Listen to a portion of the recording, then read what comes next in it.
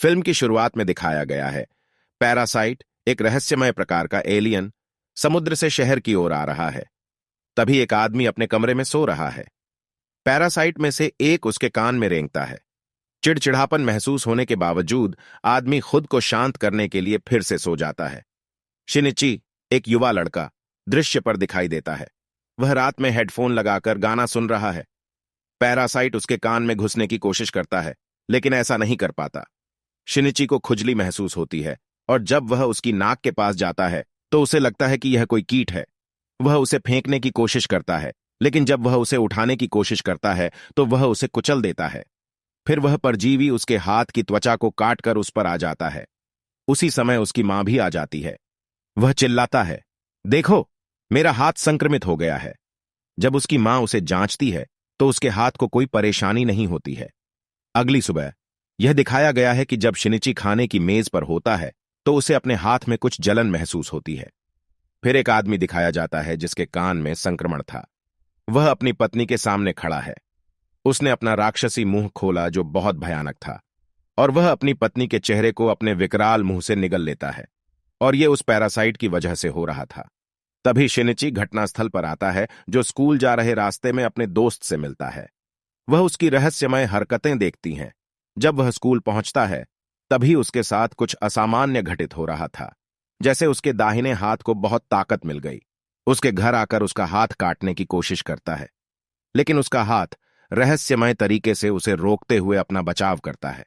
फिर दिखाया जाता है कि उसका हाथ एक पैरासाइट में तब्दील हो गया है और यह शिनिची के साथ संचार कर रहा था। आगे दिखाया गया है कि यह न सिर्फ शिनिची की किताबें पढ़ता था, बल्कि उसका लैपटॉप भी इस्तेमाल करता था, क्योंकि इसकी रुचि मनुष्य के जीवन जीने के तरीकों में थी। जब उसने उसके शरीर में घुसने की कोशिश की तो शिनिची ने उसे आगे बढ़ने से रोक दिया। तो इसने केवल दाहिने हाथ को संक्रमित किया था और इस हाथ को संभाल रहा था। यह अपना नाम मिगी घोषित करता है और यह अनुरोध करता है, मुझे कभी मत काटो। मैं तुम्हें नुकसान नहीं पहुंचाऊंगा क्योंकि तुम मेरे मनोरंजन करता हो। अब ऐसा प्रतीत होता है कि शिनिची और मिगी एक दोस्ती का बंधन बना रहे थे, लेकिन पैरासाइट से संक्रमित सभी लोग पूरे शहर में उत्पात मचा रहे थे। वे इंसानों को मारकर अपनी भूख मिटा रहे थे। इसके विपरीत मिगी शिनिची को खींचकर एक होटल में ले जाती है, जहां कई परजीवी इंसानों का मांस खा रहे थे। उन्होंने गलत समझा क्योंकि शिनिची भी संक्रमित है, इसलिए मांस चढ़ाओ।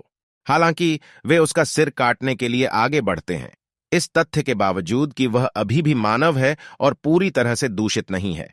लेकिन मिगी ने उन पर हमला करते हुए शिनिची का बचाव किया, क्योंकि शिनिची की मृत्यु के साथ यह भी मर सकता है। इसलिए उन्होंने अपने लिए कार्रवाई की थी।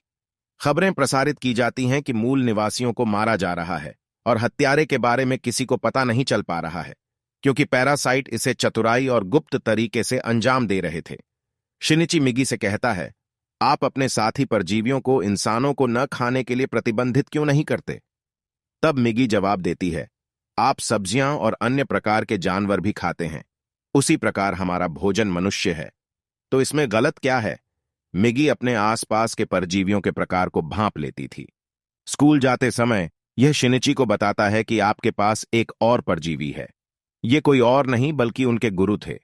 शिनिची की गवाही से वह शिक्षक जानता है कि वह संक्रमित है, लेकिन वह कहती है कि मुझसे डरने की कोई जरूरत नहीं है, क्योंकि मैं इंसानों को नुकसान नहीं पहुंचाना चाहता, बल्कि मैं मनुष्यों के जीवन जीने के तरीकों को जान रहा हूं ताकि उनके गुण हमेशा मुझ में बने रहें।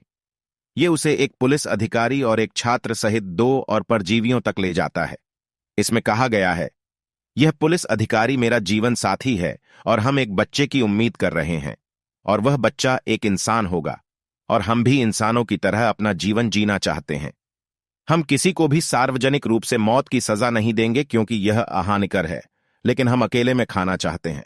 क्या आप हमारे समूह का हिस्सा बनेंगे? लेकिन मिगी इससे सहमत नहीं है। अगले दिन वही पुलिस अधिकारी उनके पास आता है। तब मिगी ने शिनिची को बताया, वह हमें मारने आया है, क्योंकि उन्होंने पता लगा लिया था कि हमने उस दिन एक होटल में एक परजीवी को खत्म कर दिया था। इसी बीच पुलिस अधिकारी उस पर हमला कर देता है। मिगी और शिनिची उससे लड़ते हैं। आखिरकार वह उसे मार डालता है। घर में आकर शिनिची दोषी महसूस कर रहा था क्योंकि उसने एक जान ले ली है। इसके विपरीत यह दिखाया गया है कि परजीवी पुलिस अधिकारी के शरीर से निकलकर दूसरे इंसान के शरीर में चला जाता है। वह कोई और नहीं बल्कि शिनिची की मां थीं, और वह उसे मारने के लिए शिनिची की ओर बढ़ रही थी। मिगी ने शिनिची को बताया, वह तुम्हें मारने का इरादा रखती है। शिनिची ने उससे कहा, सावधान, अगर आप मेरी मां के बारे में कुछ कहें। वह कभी भी अपनी मां को खोना नहीं चाहता था। पहली नजर में उसकी मां का चेहरा भी अन्य परजीवियों की तरह परजीवी में बदल जाता है और वह शिनिची पर हमला करती है। खून की बर्बादी के कारण वह मरने के करीब है। अगली सुबह यह दिखाया गया कि उसने खुद को ठीक कर लिया है। मेगी बताता है, तुम बुरी तरह घायल हो गए थे, लेकिन मैंने तुम्हारे घाव को अपनी कोशिकाओं से ठीक कर दिया। लेकिन खतरे की बात यह थी कि मिगी की कोशिकाएं शिनिची में स्थानांतरित हो गई थीं। वह पूरी तरह से संक्रमण की चपेट में था। अब शिनिची अपनी मां की तलाश शुरू कर देता है, लेकिन वह उसे कहीं नहीं पाता। फिर वह टीचर के पास जाकर पुलिस अधिकारी के बारे में पूछता है, लेकिन टीचर भी कुछ नहीं बताते। मिगी उससे कहती है, मुझे एक दिन में 4 घंटे सोना होगा। उस समय तुम्हें अकेले ही युद्ध करना पड़ेगा, क्योंकि मैं तुम्हारी रक्षा नहीं कर सकूंगा। अब देखने में आ रहा है कि एक छात्र परजीवी में तब्दील हो गया था। जिस छात्र को शिक्षक ने दिखाया था, वह शिनिची के स्कूल में प्रवेश लेता है। वह शिनिची का दोस्त होने का दिखावा करता है। समय बीतने के साथ साथ वास्तविकता सबके सामने आ जाती है, क्योंकि वह परजीवी है। फिर छात्र सभी की हत्या कर देता है। फिर वह शिनिची के दोस्त को मारने के लिए आगे बढ़ता है, लेकिन शिनिची अपने दोस्त को लेकर बिल्डिंग से कूद जाता है।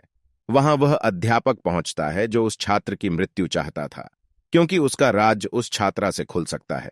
वह वहां बम फोड़ती है, लेकिन सुरक्षित रहती है। पुलिस वहां पहुंचती है, लेकिन वह छात्र पुलिस को भी खत्म कर देता है।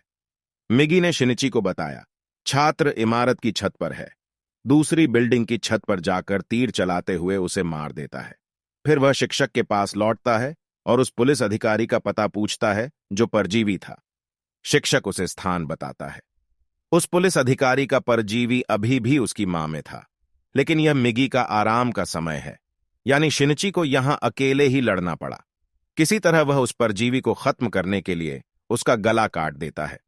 उनकी मां और पुलिस अधिकारी का बाद में निधन हो गया। फिर शिनिची को अपने दोस्त से मिलने के लिए अस्पताल जाते दिखाया गया है। वह बोल रहा है कि मैं एक एक करके सभी परजीवियों को मार डालूंगा। तभी दिखाया जाता है कि कोई उनकी तस्वीरें ले रहा है, और वह एक जासूस था। फिल्म का पार्ट 1 यहां पूरा हो गया।